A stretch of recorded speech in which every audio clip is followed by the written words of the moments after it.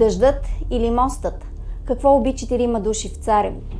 Пътят, който пропадна месеци след неговия ремонт и погълна 4 души. Човешка грешка или престъпление? Събрахме фактите, попитахме институциите и ще ви покажем моста преди и след пороя.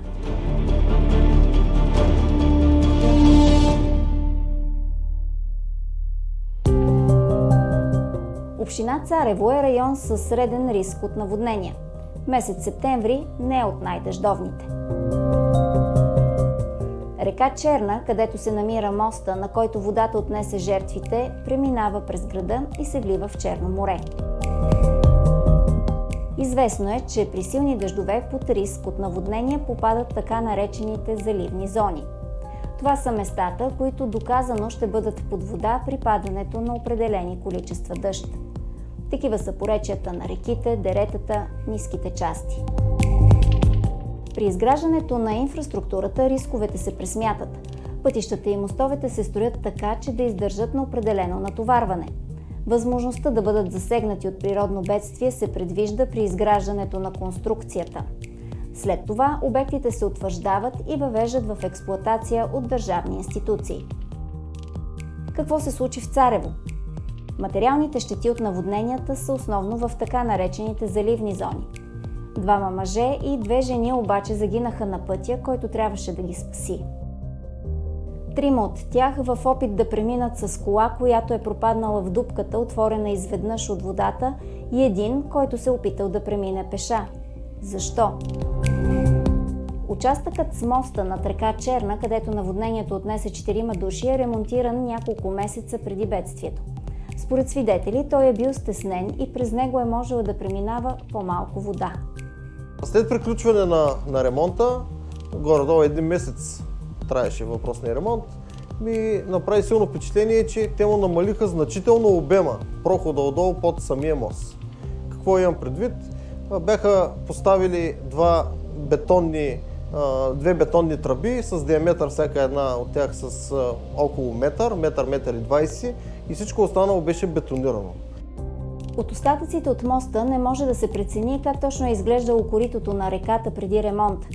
Вижда се, че конструкцията на моста е цяла, но асфалтът е разкъсан. Около реката има части от бетонни тръби. Друго, което така ми направи много силно впечатление, е въпросната тази тръба, която и в момента се вижда, че не е в горната част на моста, както би следвало да бъде, а е сложена в средата, което в случая в една по-сериозна обстановка, каквато дойде преди няколко дни, ще послужи и като бент. Според Емил Пейчев, тази тръба също се превръща в преграда пред придошлата река и събира всичко това, което носи течението й.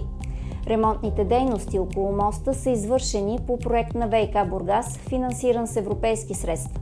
Проектът е за реконструкция на канализационната мрежа на Царево. Свободна Европа потърси за коментар ВиК Бургас, фирмата изпълнител, фирмата надзорник на проекта и Министерството на регионалното развитие, което е принципал на държавното дружество. От фирмата Планекс Инфраструктура, които са част от дружеството изпълнител на проекта, казаха, че не са извършвали дейности, с които да ограничат количеството вода, което минава под моста. Строително-монтажните работи са изпълнени изцяло без засягане руслото на реката или фундаментите на моста.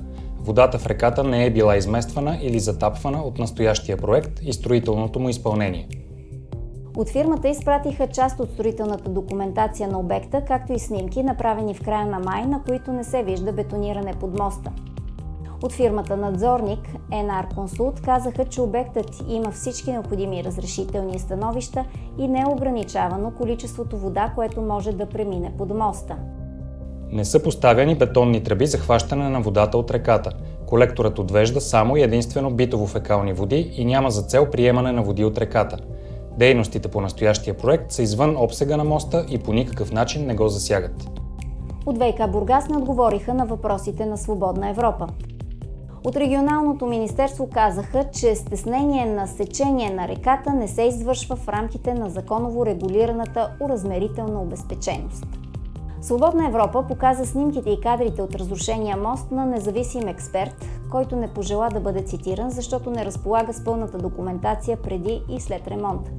По думите му няма практика да се слагат тръби под мостове, защото това означава тяхното блокиране. Според него обаче тръбата, която минава над реката, е проблем. Тя стеснява отвора под моста и така ограничава количеството вода, което може да премине при проливни дъждове. Освен това, при вдигане на нивото на реката се превръща в преграда, която улавя боклуците и ги превръща в бент. Прокуратурата в Бургас започна разследване за смъртта на хората в Царево. Ще бъде специално предмет на разследване и на внимание дали въпросното съоръжение е било построено и поддържано, разбира се, в съответствие с строително-техническите изисквания за това. Според прокуратурата има достатъчно данни за престъпление и човешка грешка, довели до срутването на моста над река Черна и смъртта на 4 души.